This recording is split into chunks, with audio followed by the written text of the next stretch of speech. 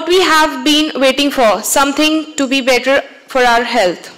May I now invite our esteemed guest, Dr. Sonika. She is leading Ayurvedic professional in India. Also, she is an author, speaker, Ayurvedic consultant. And Ms. Aarti Gupta, she is NDDY, B.Ed Yoga and PG Diploma in Yoga Therapy from Punjab University. They will lead us to a workshop, Yoga Made Easy for Health and Cardio Diseases. We do expect the audience to participate actively. Please, ma'am. Respected delegates, ladies and gentlemen, it's an honor for us. I'm Dr. Sonika Krishan. I'm an author, speaker, and Ayurveda consultant. And I have with me Aarti Gupta. She's a yoga instructor, and both of us will present a workshop, Yoga Made Easy for your health and cardiac disease. And I'm thankful and grateful to Dr. Deepak Puri to have given us this chance again to be presenting the workshop before you all. Before I go on with the workshop, there are some facts and figures about heart disease that are actually straining for each one of us, and we must acknowledge them very nicely. There are some facts that WHO has presented. Actually, heart disease is considered to be #1 nowadays, which is the #1 killer for both men as well as women. Earlier, women were left behind, but now they have joined the race. They are also being killed by the heart disease, and WHO stats say that worldwide CVD claims 1.73 crores deaths per year, and the rate is rising like anything. Shockingly, 1 death in every 3 deaths is due to heart disease. And by 2030, the expected rate is that 20 million people would die worldwide because of the heart disease. And in India, Dr. S.C. Manchanda, he's the head cardiology department AIIMS. He has presented with us the study that every 10th Indian is suffering from heart disease, and in 20 years the increase would be 300%. So all these reveals are so shocking, but then there's another good news. I would like to tell the good news about the heart disease, and that is that nearly all of it is preventable and much of it is reversible. So that is where yoga steps in. There's a Tamil proverb that you can awake a person who is sleeping, but you can't wake a person who is acting or pretending to sleep. So that is why awareness is really needed, that how we can prevent the disease, how we can actually tell our patients and other people that how the heart disease can be prevented. This is the only chance we have now. So I'll be starting up with the yoga workshop, and let me tell you that yoga is a reliable avenue for the holistic health, and the best part is it puts your body in natural harmony. The benefits of yoga would be, there are some benefits generally for the daily yoga practice that is in front of you in the slides, and I would tell you that as for the heart health, it enhances the heart health. Yoga helps to decrease the blood pressure, the chronic stress that each one of us are facing nowadays because of the lifestyle that we are leading. So it helps to reduce the stress in our lives, increases the immunity in our bodies, works as an immune booster in itself. So as far as heart disease is concerned, for the heart, the non-invasive way is being offered by yoga, which helps to manage the heart disease, as well as the preventive therapy, as a preventive therapy for decreasing the adverse outcome of the heart disease. That is the best part where yoga sets in. I will be presenting you some of the case studies that have been proved worldwide that how yoga is so beneficial for the heart's health. The first case study, this has proved that yoga has performed positive results and made the unbalanced body systems to normal. This was a 6-month yoga trail that had been performed on the subjects of 23 patients for a time period of 6 months. And the yoga practice, the asanas, the pranayama, meditation, yoga nidra, and Om chanting. This all was performed and we have positive results in front of us. The second case study, this was performed in the Hannover Medical University, Germany. The subjects were 106 healthy adults, of which 58 were male and 48 were females. The time period for yoga intervention in their lives was for 3 months, and they were practicing traditional yoga for 1 month, Kriya Yoga for the 2nd month, and advanced meditation for the 3rd month. And there was drastic improvement. That is in front of the slide. The third case study, effect of yoga training package on the mixed group. This was performed by the American Heart Association, the Scientific Sessions 2004, Northern Orleans. The subjects were 33 people with the average age of 55 years. The heart patients were 30% and they were volunteers of 60%. Time period of only 6 weeks. Yoga and meditation program was given to these subjects. They were doing postural yoga every day for 40 minutes, deep relaxation for 20 minutes, yoga breathing for 15 minutes, and meditation for another 15 minutes. And the encouraging results have been specified in only 6 weeks after taking up the yoga training. Here is another study, the case study 4, the Caring Heart project by International Board of Yoga. The study is in front of us. The subjects were angiographically proven CAD patients. There were 71 patients, and the yoga procedures were performed on them for 1 year. And the yoga program also included management of their diet, lifestyle, as well as stress management. So as we see the results, this also shows us that yoga helps in the regression of coronary disease, regression of the coronary lesions, improving the myocardial perfusion, and controls the progression of heart disease.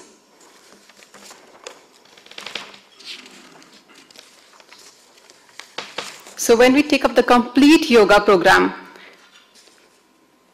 it is all about asanas, that the yoga exercises. Pranayama is the deep breathing techniques or the breath control. The mudras are the hand formations. Yoga Nidra, that is the sleep control or the relaxation techniques that are taken up. And dhyana is the meditation. So when we take up our yoga program, all of these, all the 5 prospects have to be considered and brought into the practice. The best part is that yoga offers us the solution. It has given us an important role in preventing the heart disease, prevention of the heart attacks, and preventing the hypertension as it is building in our system. As well as the best part is that it influences the hypothalamus, that is the area of the brain that controls the endocrine activity. So it influences the hypothalamus directly, even all through the asanas, and thus it helps to prevent the heart attacks. Heart disease, if I would say, is a psychosomatic disease. This may result from improper lifestyle, the faulty diet, as well as the negative thoughts. So mind and body both have to be brought into balance if you want to remain away from the disease. As we go on further, before I discuss with you the do's and don'ts of yoga, I would tell you that because I just told you that it is heart disease is a psychosomatic given of the modern times, and therefore the wisdom of the Vedic times, the Vedic wisdom focus is to be brought up. Mentally we have to prepare ourselves, only then this program is going to help you all. The first part would be achar. Achar is the moral values, the moral virtues, which consists of truth, kindness, the compassion, the simplicity. Bring it in your lives.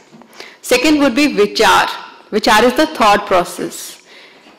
We have to master our mind, our thoughts all the times. So developing of the positive thoughts is required, and only then the negative thoughts will decrease in the system. Third would be vyavhar, that is the attitude.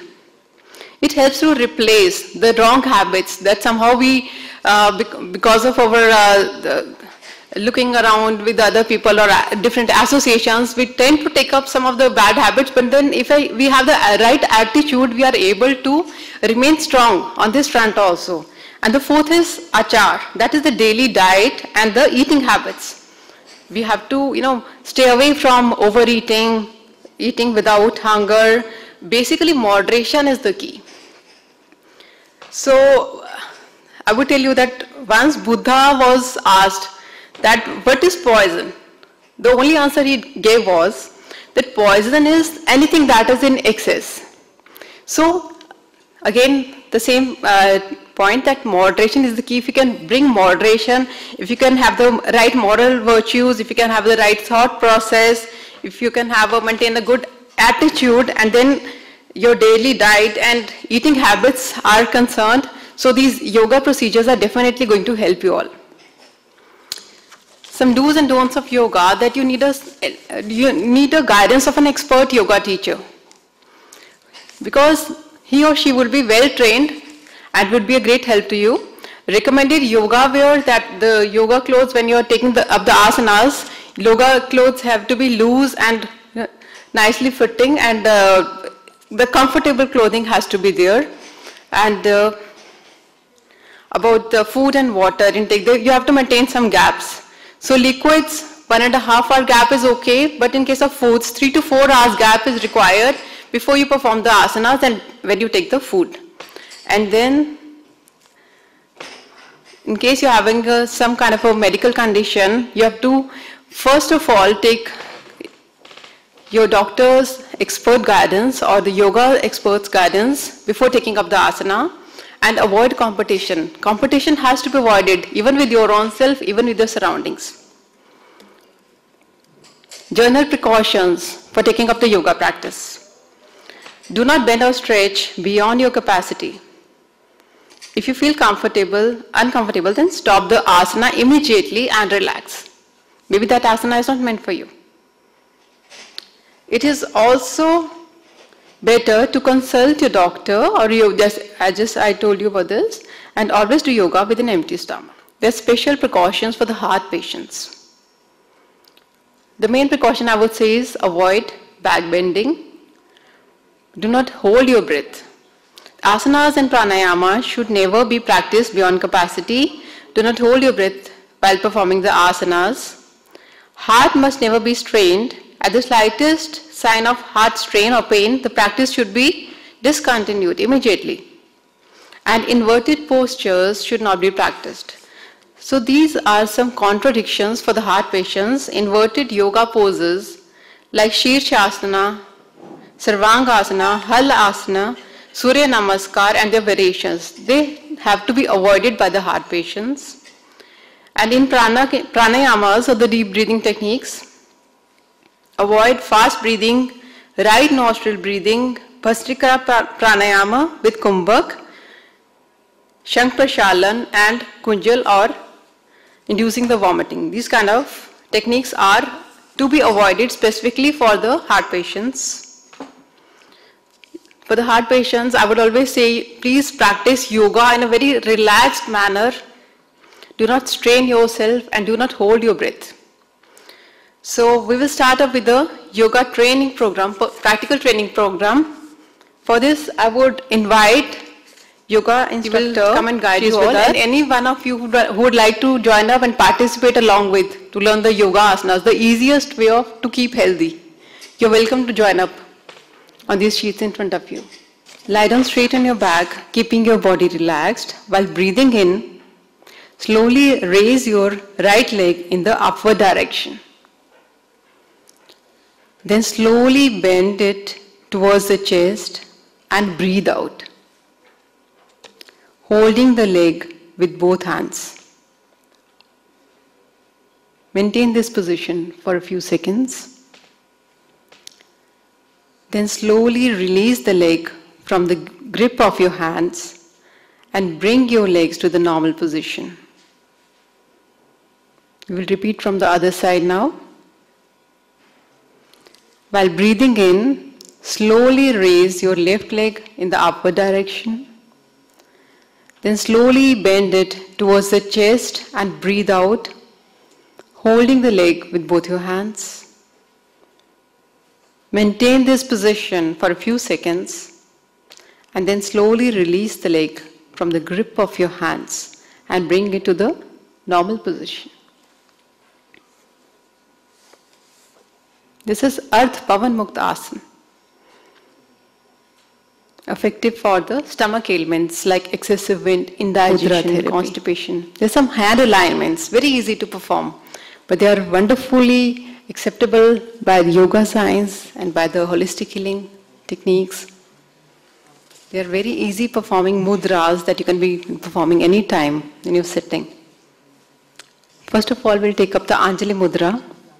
Now sit in a comfortable asana, whatever is comfortable for you. You can be Vajrasana, it can be a Sukhasana, or whatever is easy. Yeah, you can sit in squatting pose. Sit in a comfortable asana. Press the palms of your hands together firmly and evenly. Fingers pointing upwards, like a namaste. Fingers pointing upwards. There is slight bowing of the head. When we do a namaste, we bow our head also, slightly bowing our head. And the hands are placed as in the namaste position in the front of the heart chakra. That is how it is so good for the heart. So easy to perform. Calms the brain and reduces the level of stress and anxiety. Improves flexibility in the hands and balances our energies. Somehow the heart is being opened to the prayer. We are bowing and the hands are in the namaste position in front of the heart chakras. Perform it every day, 10 minutes, 2 to 10 minutes, twice a day. You can easily perform this. Now, inhale. Take in deep breath. Take in a deep breath and start Om chanting. We will be doing Om chanting in 20:80 ratio. O would be for 20 and for 80 it will be Ma. Om.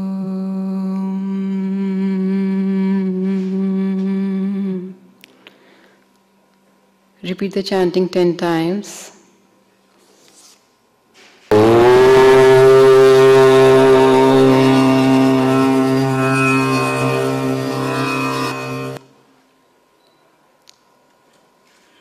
Now rub both your hands and place the palms of your hands on your eyes.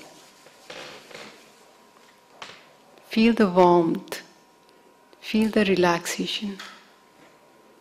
Gently massage your eyes with your hands. Massage your face. You can give massage to your entire body. This is your own energy that is being performed through this meditation process of Om chanting. Slowly open your eyes.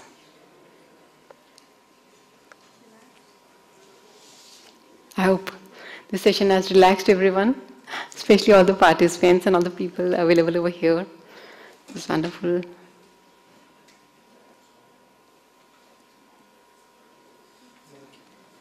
Thank you so much. It's a pleasure being here. Thank you.